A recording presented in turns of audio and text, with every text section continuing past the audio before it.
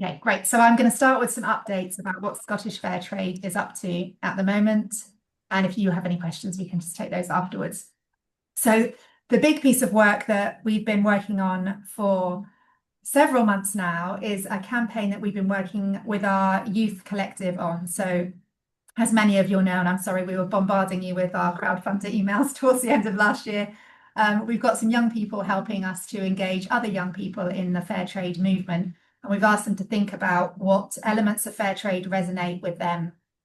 And they're really interested in thinking beyond consumer behaviour and thinking about the broken systems in society. So that's the direction that they're going down. So part of it's quite interesting because we can say you can still be an ally for fair trade and campaign for fair trade, even in a cost of living crisis where you might not be able to afford every product that's fair trade, you can still support it. And we're hoping to be pushing for new legislation that will support a stronger approach to human rights and environmental commitments. So the campaign is launching at the end of March and it's called Swap the System. And there's lots of creative ways that we're communicating it. There will be a social media campaign targeted at young people in Scotland. And the group have also produced a zine, which is a little magazine, and they're going to be telling us all about system change in this zine. So if there's anywhere that you, in your area, that you could distribute the zine where young people are going, do let us know and we can post them out to you. And we'll be asking people to contribute content to future editions of the zine. We hope to publish digital editions going forward. So we'll share all of the details of the campaign before we launch with our campaigner network. And hopefully you can promote it on social media if possible, or as I say, if you've got any access to anywhere that can distribute the zines, then do let us know. I think we've got a little overview we can post, so I can't really see the chat. Maybe Kira has done that, but there was a kind of short PDF that you can have a look at just to give you a bit of overview of what the campaign is going to be about. And if you have any questions once you've looked at that, do contact us.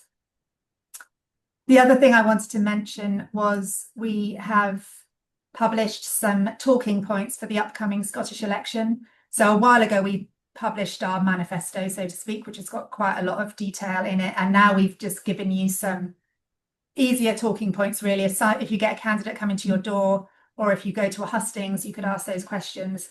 So really, we're asking candidates to continue to support Scotland's status as a fair trade nation.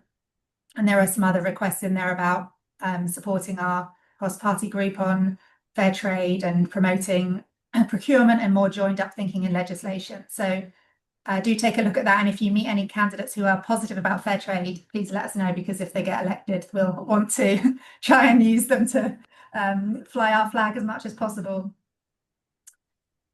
The third thing I wanted to mention is our Fair Trade Finders webpage, which you hopefully are aware of. It had a bit of a revamp last year, and we've got a target to get 100 listings on there by the end of next month. So it's currently asking you to list any products that you see in shops in your area, but you can easily use it just to basically promote a shop or cafe or restaurant that sells fair trade. So you just go on, fill in a form. You do need to upload a picture because we wanted to make it quite visual, but if you can't find a picture, contact us because we can always do a screenshot from somewhere.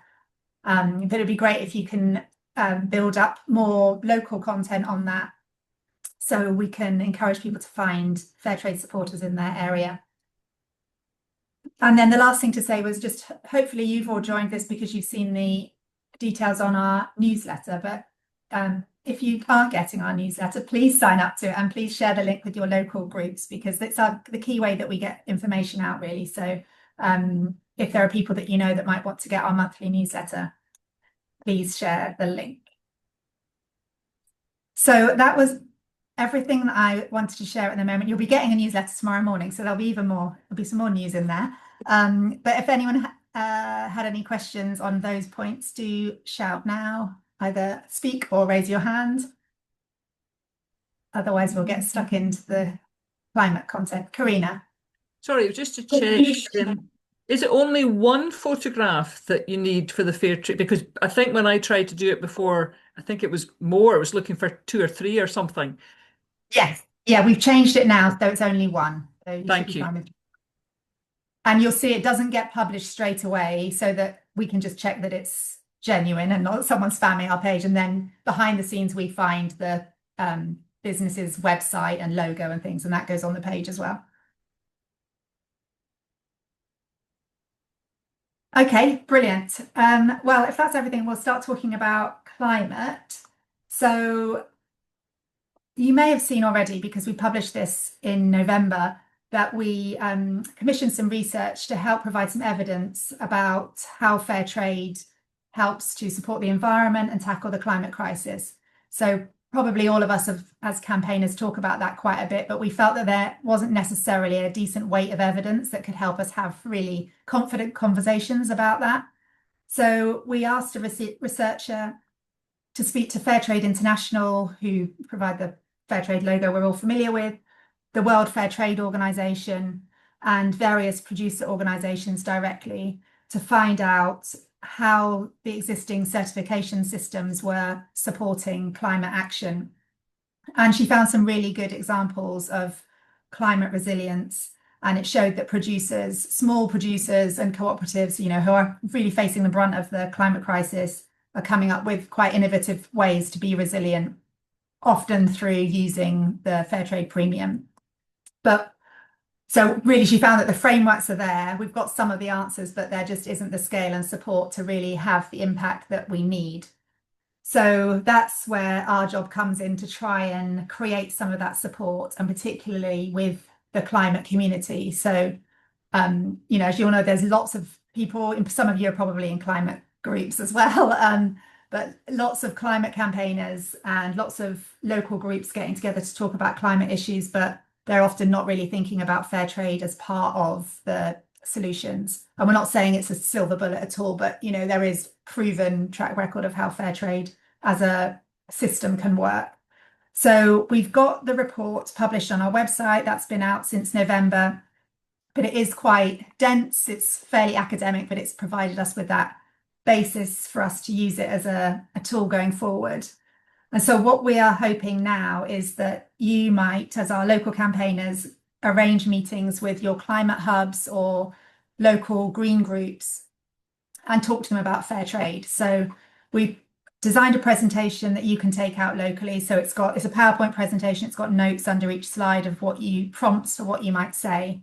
We've got some leaflets which have been printed, but they are with my colleague Cisa. She's ready to post them out to you if you'd like some. So I haven't actually got one in my hand, but we've got some little leaflets which support the content, and Tropical Whole Foods are kindly giving us some of their snack bars that you can take out to your groups just to give them a bit of sustenance as they're listening to your talk.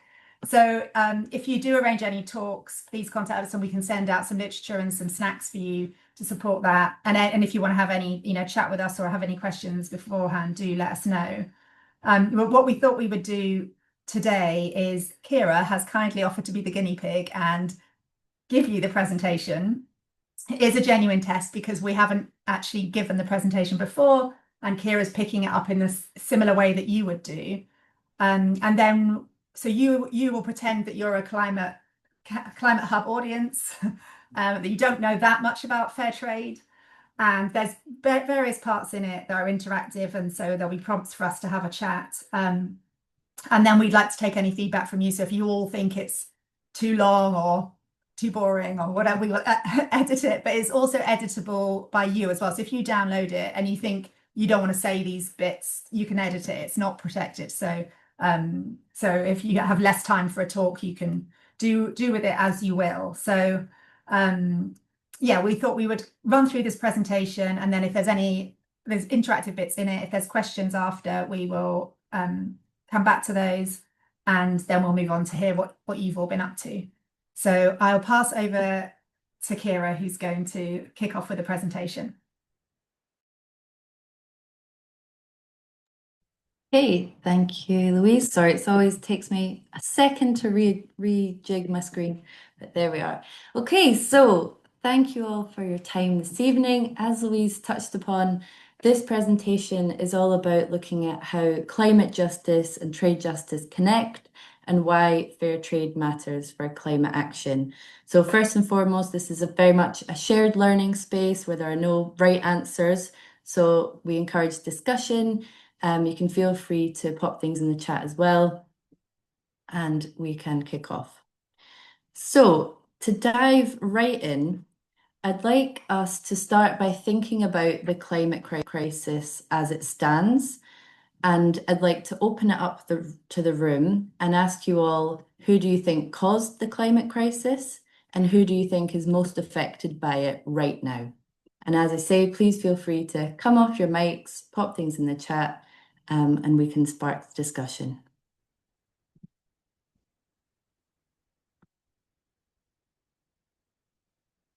And as my screen's very small, I won't be able to see hands, so please do just feel free to come off mute. I was just going to say, I guess everyone caused the crisis.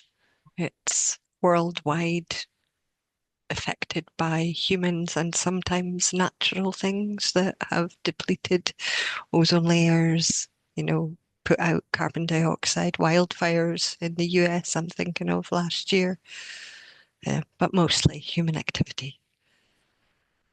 Yeah, and I can see Carol's popped in the developed world. That's an interesting point as well. Does anyone have any further thoughts? Caused mainly by global north, global south suffers the most. From Sally. And who do we think then, if we're thinking about that, who has the least support to respond to the climate crisis? So you mentioned those kind of wildfires or issues like that arise. Who do we think has the least support to be able to respond? Probably the people that caused it the least. Underdeveloped countries. Yeah, the least support are going to be the South, as they call it, the undeveloped South. They don't have any resources to develop new seas, to do anything like that, and to combat it at all. And despite the fact that they've contributed least to it. Yeah, I've seen a few in the chat, those in poorest communities, people living in poverty, mostly the global South. So I think we're quite aligned there in terms of that. So I think in saying all of that, it seems clear that the gap between responsibility and the kind of climate impact is where the climate justice piece really begins. So one of the things that has been clear for us from research on this topic is that climate justice is not just about net zero, but rather it's about power and about reconsidering how the global economy works. So we know that there are emissions targets and that those alone will not deliver justice to those who are on the front line of the climate crisis right now, those people that you mentioned. So we know that climate change hits hardest where people have the least power, and that global trade systems determine who has the resources to adapt and who doesn't.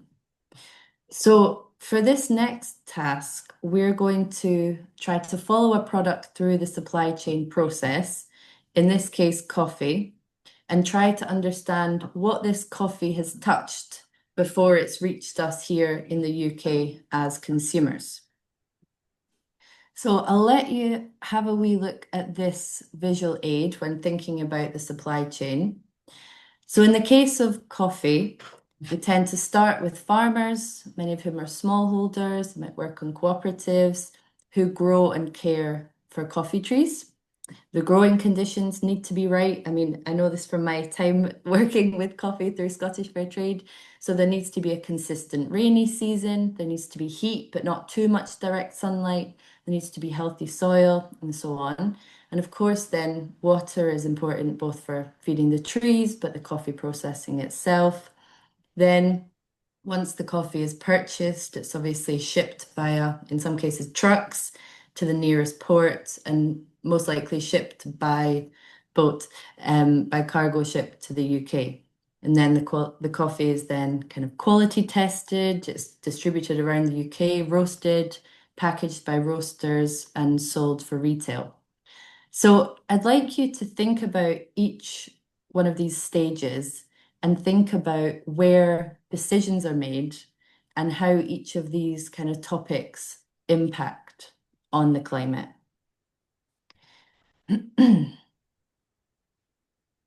With that in mind, where do we think climate is having the most impact on the supply chain? So if we perhaps go back to the visual aid, where do we think the impact of climate is felt the most? And feel free again to come off mic or pop in the chat. Farmers and producers we've got here in the chat.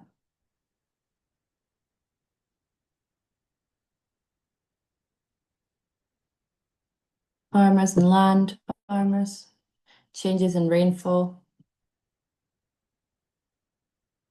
Does anyone have any further comment?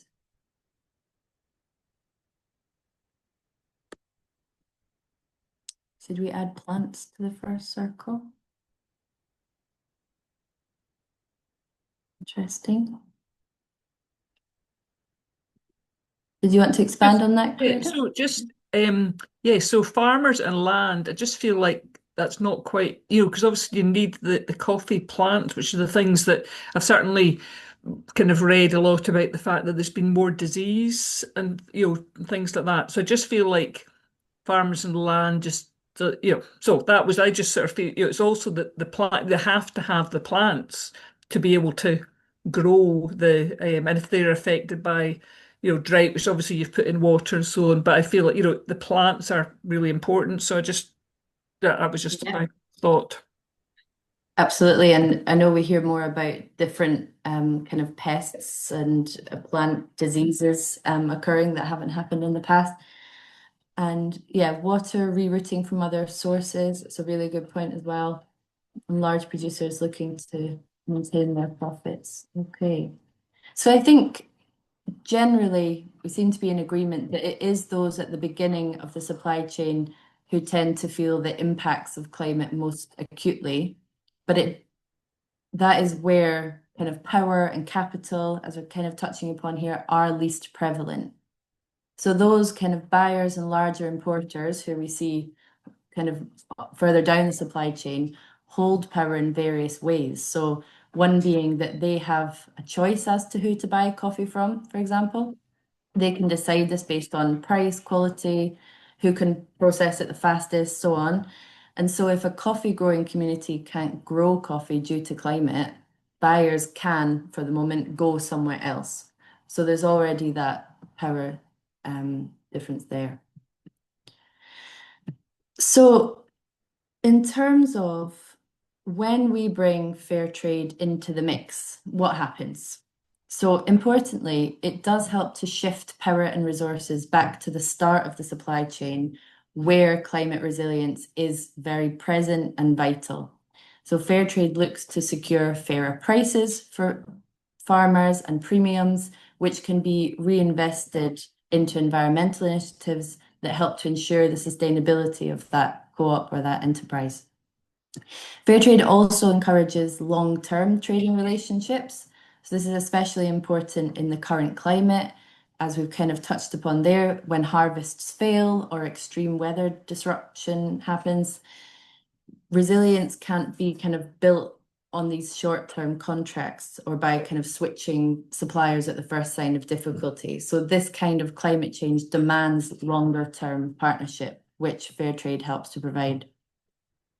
Fair trade also requires buyers, well, the climate crisis also requires buyers and producers to really work together to strengthen soils, diversify crops, invest in adaptation, etc.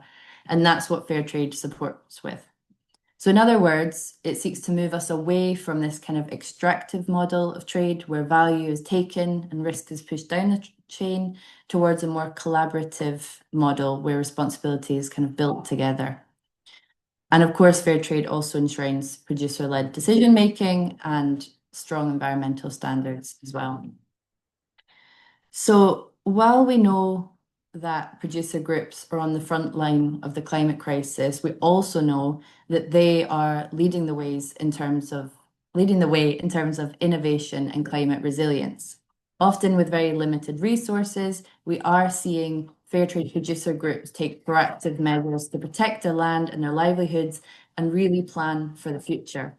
So we have some great examples of this from across the Fair Trade Network. You can see here producers in Kenya are planting shade trees and utilizing solar dryers. We've also seen initiatives that adopt kind of rainwater harvesting and drip irrigation. In Uganda, the Rwenzori Sustainable Trade Center is turning banana plant waste into sustainable fiber, which on the one hand helps kind of with waste reduction, but it also means that income diversification is really important. So if there is a crop harvest that fails, there are other ways that these producers can earn an income. So we've also got, lastly, in Nepal, a producer group there is leading an incredible reforestation initiative and producing recycled paper as well. So those are just some examples of fair trade producers who are leading the way in terms of climate resilience. So hopefully this will work. Oops, sorry. And I can play you.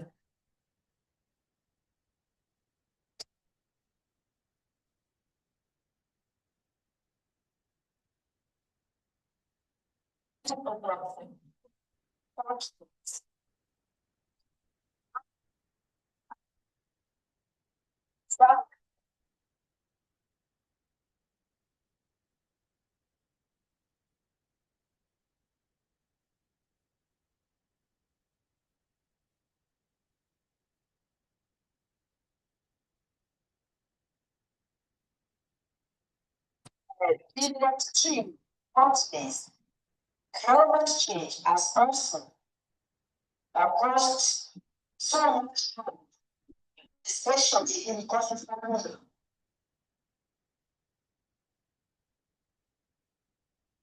Since we discussed the structure of these challenges of climate change,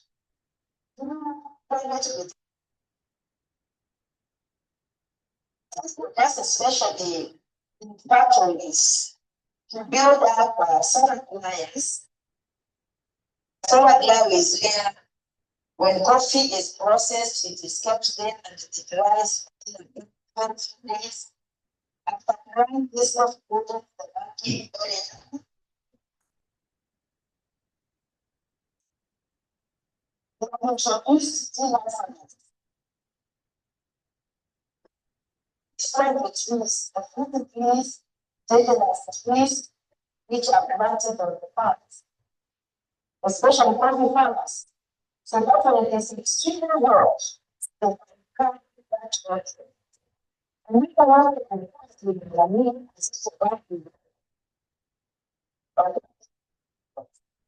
of course, intelligence solid notes together with country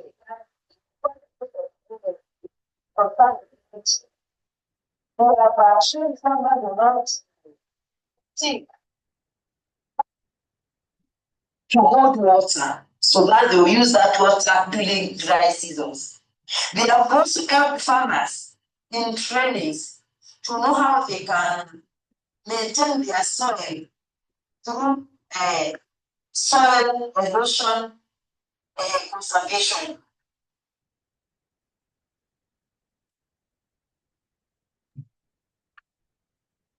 So, Kira, I don't know, whatever you did at the end, it then became clear, but I would say that you couldn't show that. It doesn't matter the subtitles. You couldn't show a video to people that just wasn't clear. Does that make sense? Yeah, no, totally, that makes sense. So, but whatever you did at the end, like the last sentence, suddenly It's could just hear. when I saw your message, my volume was already up quite high and I just did it a little bit more and that seemed to have helped. Oh, well, it made a big difference. Sorry if I'd seen it sooner. Okay. It was still not incredibly clear, but the information given was very interesting. But whether that could be done in a slightly different way, because it was still a bit difficult. That's all. So whether Yes. just having a few pictures and some of the text, I don't know, but I still think it wasn't clear enough to show it. Yeah. That's I my think it thoughts. can be difficult sharing videos via Zoom. So Yes, thank definitely. you Yes, for it that is that, feedback. Yeah. Sorry, let me just resave my screen again. Okay. Oh, hold on. There is another one. Would you like to try to watch it? Yeah. Just to let you know, that might have been distracting. So what I will ask you at the end, in terms of the video content, what kind of surprised you, what felt hopeful, and what maybe feels a bit fragile? The present is affecting us in so many ways. When there is extreme, farmers are unable to well because most of their crops dry in the farms. Another thing, those who use irrigation cannot get any access to enough water to irrigate their farms because rivers are dry. In extreme hotness, climate change is also caused so much harm, especially in coffee farming.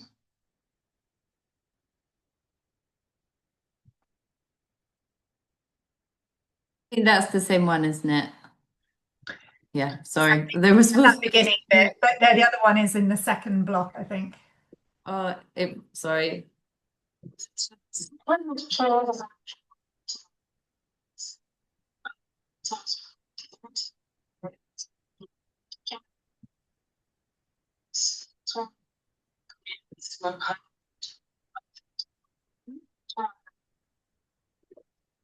Oh my God. Sorry, everyone.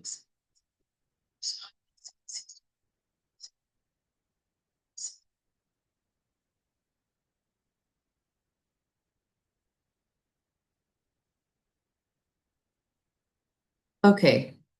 I'm just going to. My laptop is just playing the video and won't stop. So please just allow me one moment. Okay. Well, we have a test run for a reason, I suppose. So just one moment. And I think there was some really interesting content from the videos. Hopefully the first one was enough to go by. But while I find the PowerPoint, and I promise to not play any more videos at the same time, if you'd like to just have a reflection about what you did see in terms of kind of what struck you, I suppose would be great. And please feel free to come off mute and have a chat while I find this. Thank you. Yeah, I was just going to say that I think I maybe agree with Catherine that he was saying that maybe some pictures and the words and not a video might be, but I know it's to do with hearing the person actually speaking, but if it doesn't work clear, and there was also the fact that it was her face, but it was very small in the midst of a big screen. That to me just didn't really seem to be, apart from the fact we couldn't hear it properly, it just didn't seem to have whereas if you're having something which is the whole screen, the kind of videos that we've maybe had Yeah. before, somebody standing outside, in their coffee field or whatever, and you're seeing something like that and they're speaking, has more effect. But just close in of the face, and it was very small in amongst this whole pink screen, to me it just didn't work. That makes total sense. I think the videos is something that we can have a look at. But what I'm going to do now is get us back to the presentation. And again, if we're imagining that I'm delivering it to you and you're a climate hub and you're trying to approach it from that angle as well, so we can get back into the fair trade element of it, that would be great. So I will reshare my screen.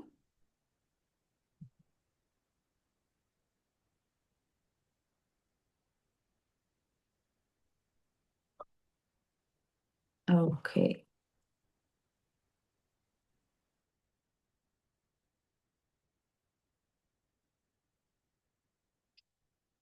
So you might ask, if we know the potential benefits of fair trade, why isn't fair trade the norm? So we know that there are a number of reasons for this, including limited resources, unequal trade power. Sometimes buyers don't want to buy on fair trade terms. They're very volatile markets.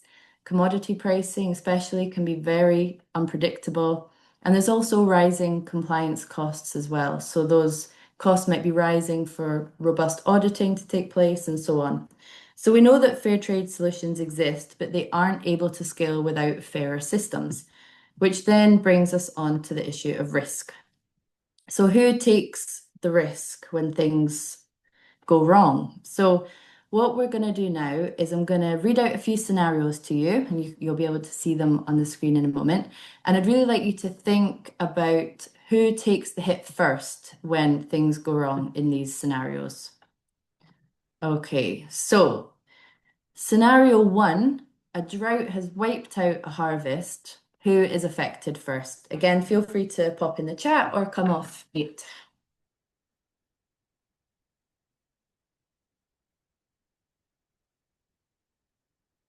And yeah, so it's thinking about if it's a producer, a kind of retailer, or a consumer. Who's hit first? The producer.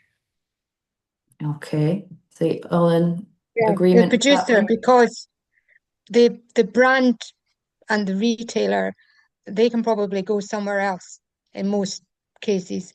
And the consumer, they can just switch to something else. So they've got lots of choice. So the Mhm. producer doesn't have the choice, which Yes. other people have. Absolutely. When a drought wipes out a harvest, the immediate effect is with the producer.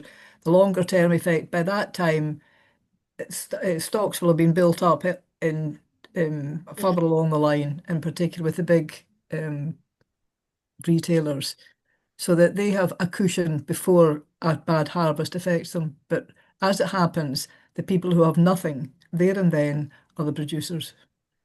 Yeah.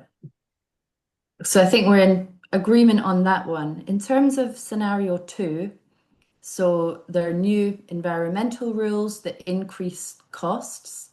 Again, is it producer, brand retailer, or consumer?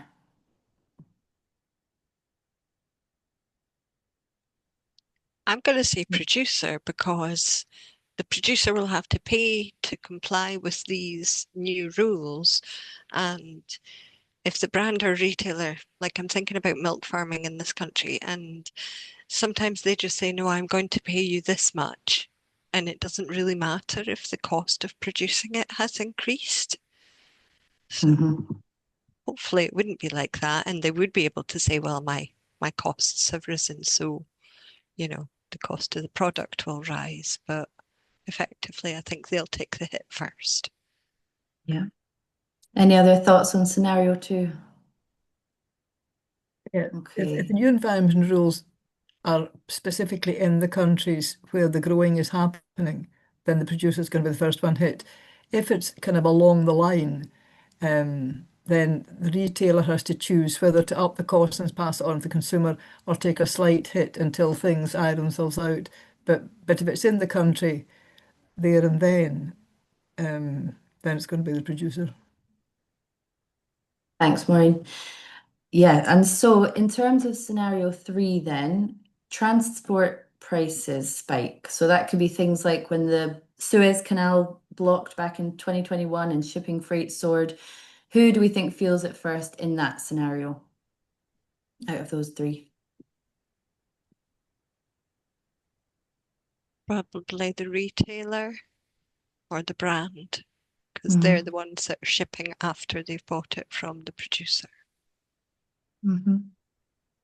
I'm Any other thoughts, actually Steve? not sure if this, I mean, it makes sense what Yvonne said, but I think they are going to try to put that costs down and try to save on paying producers for their product. Because I think their objective is always going to be to make as much profit as possible. So if they have to give more somewhere else, then they'll try to cut where they can.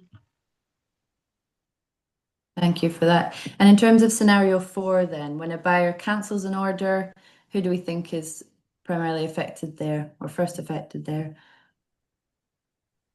Again, I think it's the producer, because they've all the effort and expense of producing the thing to the specifications of the buyer, and then suddenly they're left with it.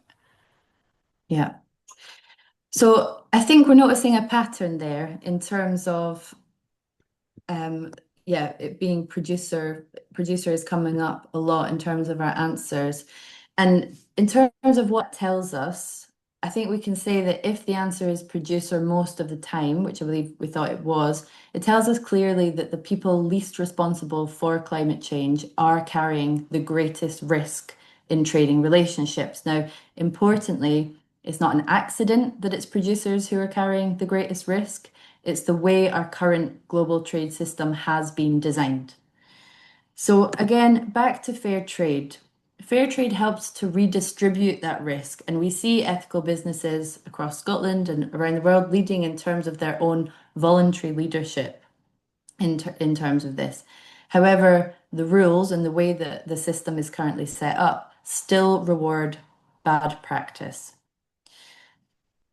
And this is exactly why we need system change. So fair trade helps us to start asking better questions and challenge unfair systems. By asking questions about climate justice, we open the door to bigger conversations about trade, inequality, and power. So we can start with questions like this: who holds the risk? Who captures the value? Who has a voice? And what would a fair economy look like? So if you care about climate justice, it's clear that fair trade is part of the solution. So what are we asking for? We've got two clear actions. One is that you in your climate hubs can join the fair trade movement today. You can become a member of Scottish Fair Trade and help connect climate justice with trade justice. And there's also the opportunity to back stronger laws. So you can support the Business Environment and Human Rights Act, which seeks to address some of the issues covered today. You can strive to hold businesses responsible for climate and human rights impacts by using the template MP email provided to really campaign for that change. Okay, thank you very much for your time and attention. Apologies for the technical issue earlier on, but I think our overarching message from this talk is really that we urgently need systems change in order to build the world that we want, and that's something we can only do together. So please use the resources and enjoy these questions, take back to your group. Thank you very much.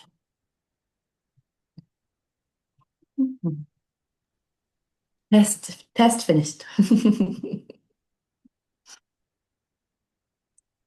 And Yeah, thanks, Kira. Has anyone got any questions on the content?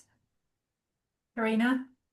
I was wondering, could we put in something that's kind of very clear before we get to the end about if you're concerned about climate, if that's your main concern, sort of why, because I think we all understand it and we can see from that presentation, about how it's fair and it's redistributed. But I'm still not sure that if you're somebody who's not thought about fair trade as having anything to do with climate, I'm not sure if it's just quite kind of giving that sort of this is part of the your climate justice concern is to that if you buy fair trade, I think it's that bit, buy fair, because that's not really mentioned there about the like us having the effect of if we buy it, we are then supporting the farmers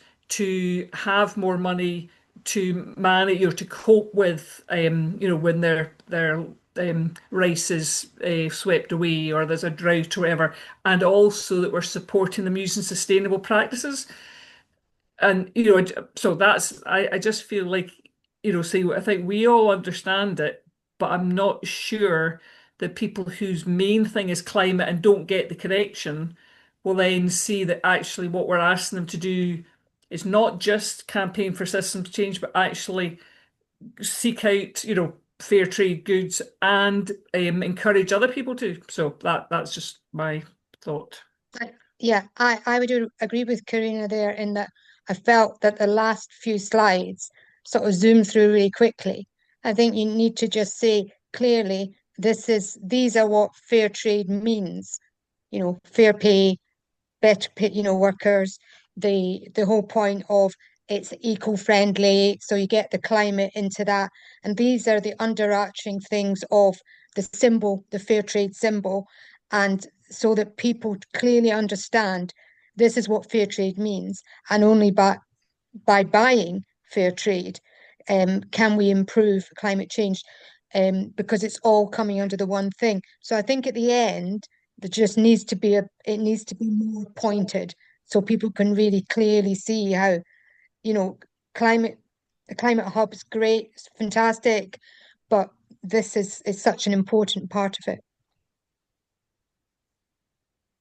I think it's important to work out what it is we want climate hubs to do. We have a very, very active climate hub in Straven, and they're very supportive of our fair trade movement to the extent that they've offered to set up, even have a wee stall kind of thing in there. I don't think it's workable at the moment, but we think but they have a responsibility to the community in which they live to counteract, and they're looking to do mainly things like transport, heating systems, refits, basically that kind of thing. So it's difficult to know exactly what we're asking them to do apart from appreciate.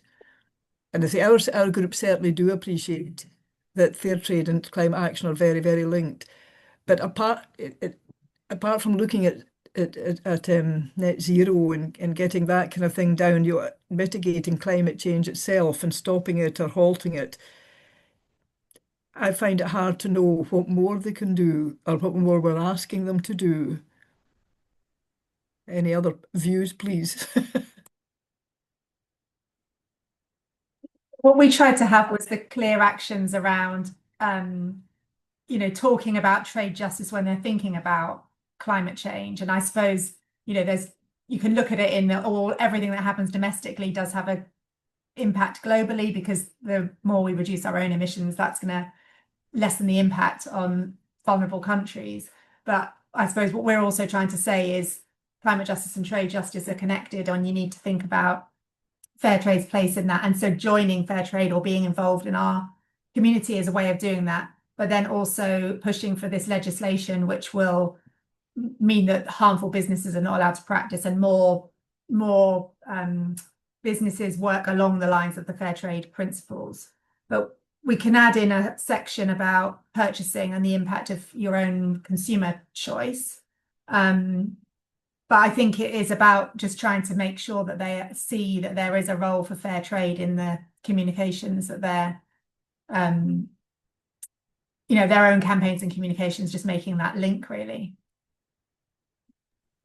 I think I've seen a figure, and I don't know if I've seen a recent one, about the difference it would make if, I think it might have been to do with the tea campaign, that if all the tea that was bought in the UK was fair trade, the difference that would make to the farmers. And I think that kind of, certainly to me, when you read that, and you kind of, that it was actually a massive amount of money, and the difference that would mean to those producers, I think that kind of helps to make it real in terms of, this is not just because it's something nice to do to buy fair trade.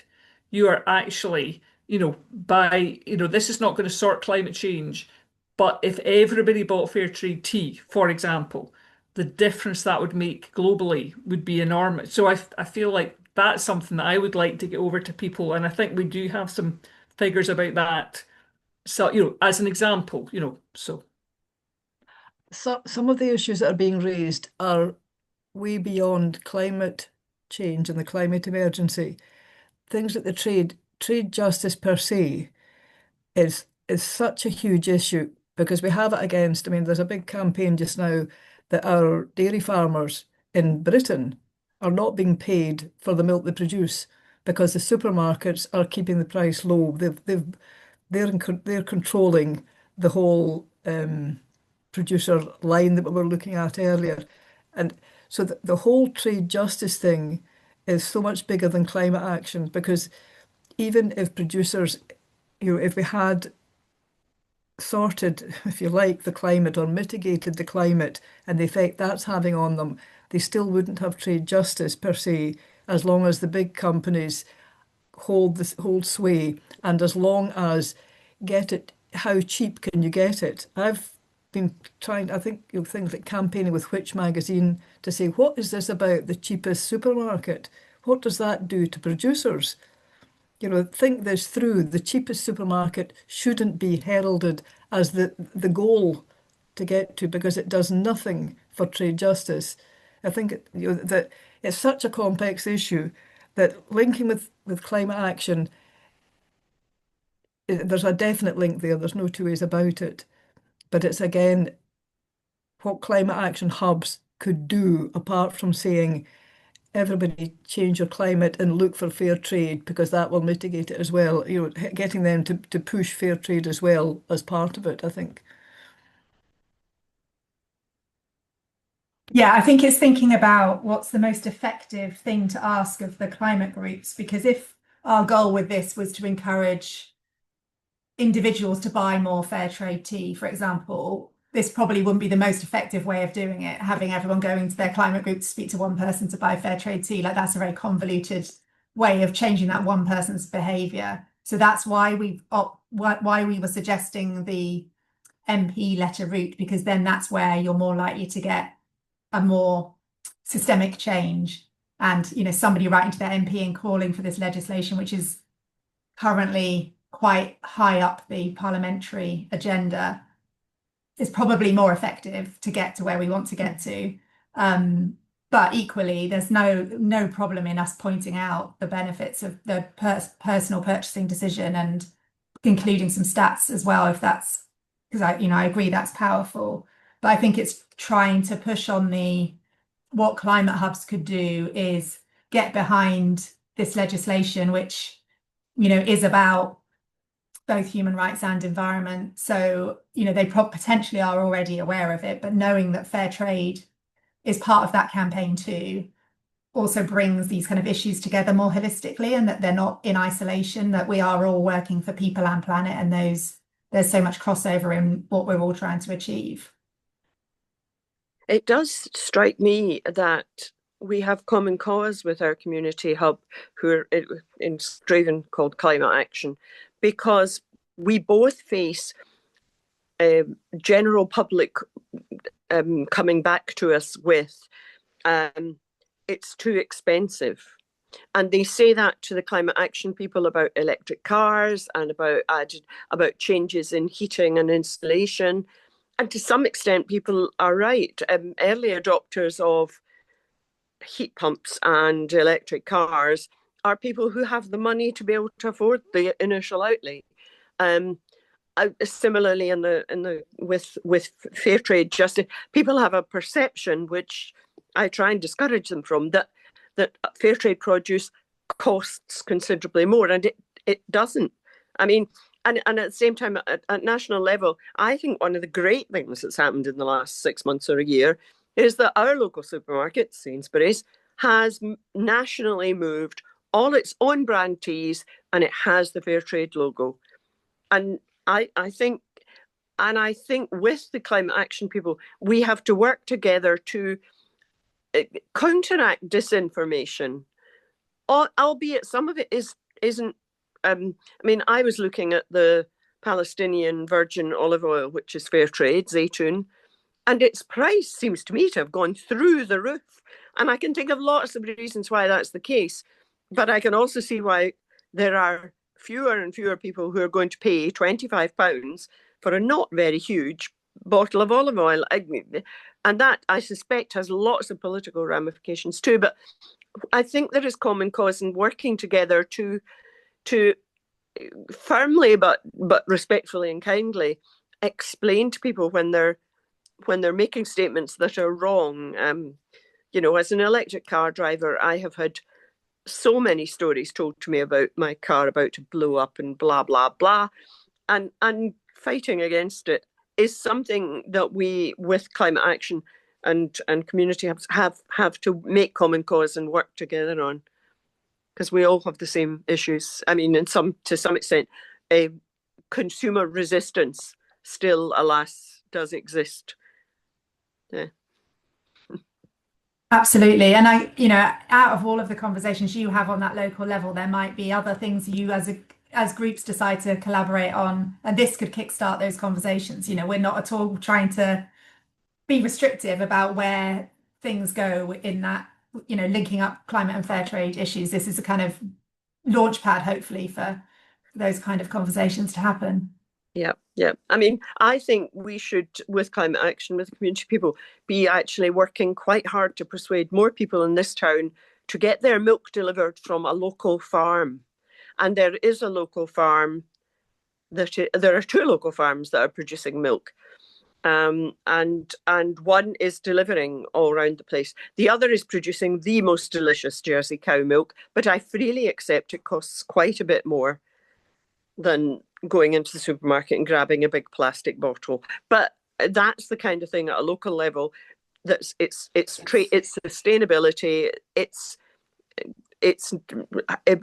doesn't involve great transporting, and we have to work on things like that as practical issues. Yeah. Right. Okay, well, I think we've got some comments then we'll take back to just tweak the slides as they stand, and then they're kind of ready to go and for you to interpret as you see fit. And beyond that, do keep us posted if there's anything we can do to support anything that you're able to do on a local level. And we really love to know how any of your conversations go. But we'll make some tweaks to the slides, and they're on the website now, so you'll see that gets updated over the next few days.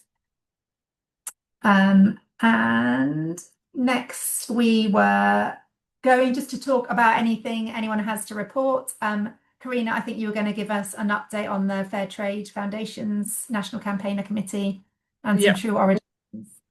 Thanks, Louise. So it was just to let folk know that there's 3 folk from Scotland on the National Campaigners Committee for the Fair Trade Foundation, and that's Charles Sim, who many of you will know, who's our chair of our Scottish Fair Trade Board, and also Yasmina from Hadeel, and myself. So it was really just that if you've got questions that you would like to be put to the foundation. I know in the past we've had lots of things like why is it that we always find out what the theme is for the fortnight so close to the time, and we've been trying to tell them we need to know much further about that kind of thing. So basically it was just to let you know that if you would like us to have, as the National Campaigner Committee, to have any kind of discussion with the foundation about any issues like that, please let me know. And the other thing I was going to tell you about is some of you will know about True Origin and the fact that we've had a very difficult year in that we had to do a recall of absolutely what had been very delicious products from Eswatini, but they were not passing there was a problem with them and they had to be recalled. So we've just got new products have just been launched. One set from Black Mamba, which is also a company in Eswatini, and so there's lots of new chutneys, there's pesto, there's jams, marmalades, and there's a 1-minute video on the True Origin website which lets you see them making apple jam in Eswatini and holding up very proudly, and it's going to Scotland and they're very excited. So it's really just to kind of ask folk to have a look at the True Origin website and see all these new things, because just like we've been talking about, if people don't buy them then we won't be able to order from them again. And for the for Black Mamba in Eswatini, they were saying this is the biggest order that they've ever had, but it needs to sell. So that's one thing. And then the other one is cashew nuts from Mozambique. And again, there's a 2-minute video there, and I showed those at church on Sunday, and we then sold £400 of product because folk were so excited by seeing the people that were growing the. One of the people in Mozambique was showing the house that they'd built on because they were now be able to sell the cashew nuts, and it was just, they went from really having very, very little to actually having the difference it makes was amazing. So yeah, just wanted to share that and ask folk to go and have a look. Thank you. Excellent, thank you. Has anyone else got anything they'd like to share? Anything that you're up to in your local groups or anything you spotted? I know there's a couple of events coming up in, I think, Balerno and Dunscore, and lots of groups seem to be celebrating or about to celebrate their 20th anniversary. I don't know if that's the case with anyone here. Is it Glasgow's 20th this year? I think here we're speaking to, but Dunscore are doing a big brew, and Kukubri group, my group, are also doing a big brew. Ours is for Transform Trade, so we're both doing the big brew. So ours is March 21st, and yeah, I've been doing a couple of school, going into primary schools, just the sort of norm I try and do. I do it around the old Fair Trade Fortnight time because it suits the schools. Dunscore are doing their big brew this weekend, but the school is also doing a wee brew for Fair Trade. So that's something that we've taken on in Dunscore. And all the Fair Trade banners are out and around the village. Great. I wanted to comment on the 20th anniversary. Glasgow Fair Trade Co-op is planning one, but I think the second planning meeting was today, and I couldn't go. So I'm not sure if we have a date yet, but I'm sure we'll update everyone. And I'm going to take the presentation for a Paisley trial run next week to a church eco group. So we'll see how it goes and how it's received. I'll let you know. I quite like the Scottish River people who are like, we're going to celebrate the Fair Trade Fortnight in February anyway. You can't change this. And I actually like that it's now twice a year. It seems to be twice a year for a lot of us. So that's great because I mostly work in schools, and schools tend to be only interested during Fair Trade Fortnight.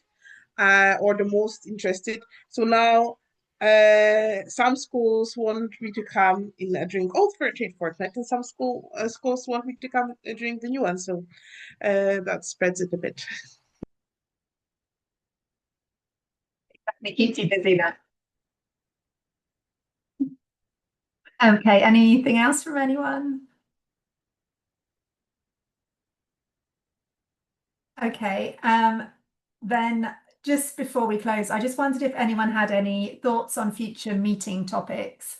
And one thing I wanted to float with you is I was speaking to our counterparts in Wales, Fair Trade Wales, about doing some training on how to campaign your politicians. So this would be after the election when we'll have a new set of MSPs. And there's going to be a lot of new MSPs because many are not standing again. So there's an opportunity for us to let the newly elected MSPs know about Scotland being a fair trade nation and what different communities are doing and how it's an important issue for us. And we thought that perhaps we could have a joint online session with perhaps a former MSP who might give us some insider tips on how they like to be contacted and most effective ways of speaking to them. And we'd also hear from a member of the Senedd in Wales. But the issues that we face both in Scotland and Wales are very similar, and in terms of devolved powers relating to fair trade are very similar. So we thought it might be nice to have a bigger group and share ideas across the two nations. So I just wondered if that sounds good, we'll explore that and hope to run it in June sometime. But maybe you could put your hand up or wave if you think that you'd like to come along to that, just to give me a sense of whether there would be support in running it. Great. That sounds good. Thank you. Wales, well, there's a bit of lack of clarity around how often you need to renew your fair trade nation status. So Wales haven't renewed very recently, so they are due a renewal, but they're hoping in this election, one of their big asks is for the new government to commit to renewing their status. So it's a bit of time and effort to go through the assessment process, and that they haven't done that, but there's still an organisation that's funded by the Welsh government to promote fair trade there. So they're working hard. Their political situation is a little bit different to Scotland, though, so they may end up with a government that's less favourable to global issues, but we'll see how that pans out. I think reform seem to be doing very well in Wales. But is there anything else people would like to talk about in these meetings? If you have any thoughts, either share them now or just drop us an email. And I know in the past we've had presentations from people that are doing interesting stuff, so do let us know. But we'll probably pencil in a June session on political campaigning then, and then we can get another one in on any other topics people are interested in. Okay, so I think we're wrapping up a little bit early unless anyone has anything else they'd like to share. Okay, brilliant. Well, thanks so much for giving our climate campaign a trial run, and we'll take on board your feedback. Thank you for that. And yeah, look forward to hearing how you get on with your climate hubs if you're able to help with that. Great. Have a good evening. Thanks a lot. Nice to see you all. Bye. Bye.